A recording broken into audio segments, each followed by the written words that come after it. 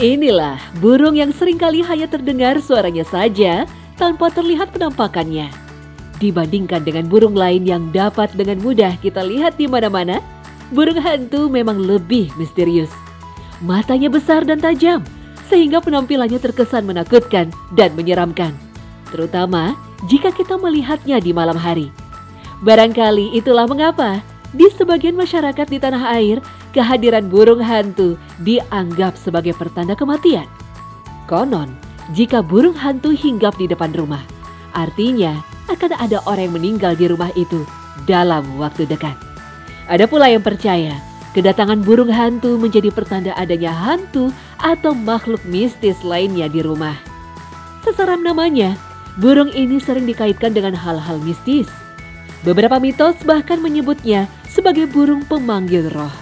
Inilah alasan banyak paranormal atau orang sakti yang memelihara burung hantu di hunian mereka.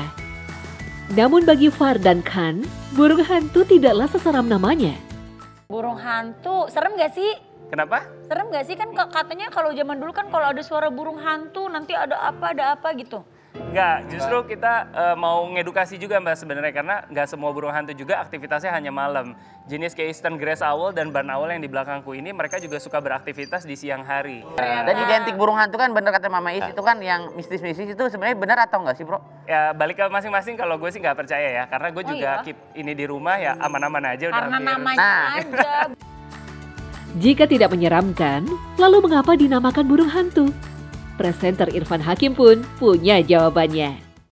Kenapa disebut burung hantu? Karena dia itu terbangnya itu benar-benar beda dengan burung-burung yang lain. Kalau burung yang lain terbangnya itu ada bunyinya, buk buk buk buk gitu.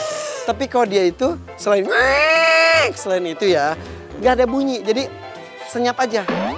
Kalau di Indonesia identiknya dengan kesialan, dan juga ketakutan, mistis, dan lain-lain. Lalu, apakah memang burung hantu selalu terkait dengan hewan mistis atau bisa merasakan kehadiran makhluk halus? Tidak ada keterangan dari Nabi Shallallahu Alaihi Wasallam bahwa burung hantu bisa melihat jin. Namun begitu, bukan berarti hewan atau binatang itu tidak bisa melihat jin. Ada binatang-binatang tertentu yang dipastikan bisa melihat jin. Berdasarkan keterangan dari Nabi Shallallahu Alaihi Wasallam, apabila kalian mendengar ringkikan keledai, maka berlindunglah kepada Allah dari kejahatan setan, karena Ia telah melihat setan. Hadis riwayat Bukhari dan Muslim. Bagi masyarakat Indonesia, hewan keledai yang disebut Nabi Shallallahu Alaihi Wasallam bisa melihat setan ini mungkin kurang familiar, karena memang hewan ini tidak banyak hidup di Indonesia.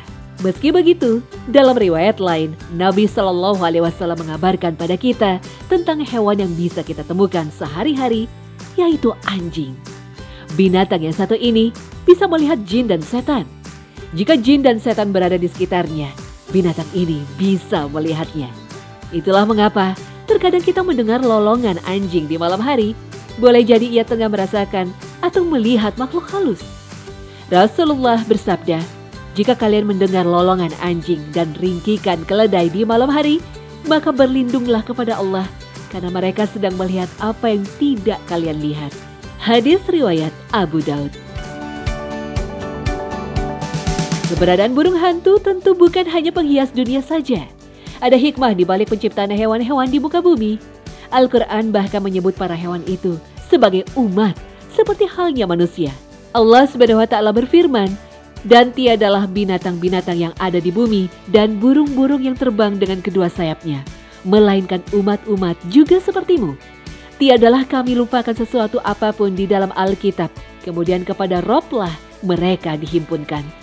Quran Surah Al-An'am ayat 38. Pada hari pembalasan, setelah seluruh makhluk dibangkitkan kembali, tidak ada satupun makhluk yang luput dari pengadilan Allah Subhanahu wa Ta'ala. Bahkan binatang sekalipun, termasuk burung hantu. Bahkan hewan adalah makhluk yang pertama kali dihisab. Rasulullah Shallallahu Alaihi Wasallam bersabda, Allah akan menghakimi semua ciptaannya dari jin, manusia, dan hewan. Di hari kebangkitan, urusan akan diselesaikan antara yang bertanduk dan yang tidak. Ketika tidak lagi ada masalah yang tersisa, maka Allah akan berfirman, musnahlah. Dan saat itu orang-orang kafir akan berkata, andai aku ikut musnah juga. Silsilah hadis sahih.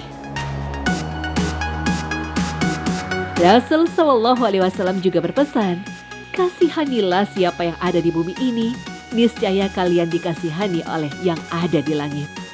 Hadis riwayat Tirmizi.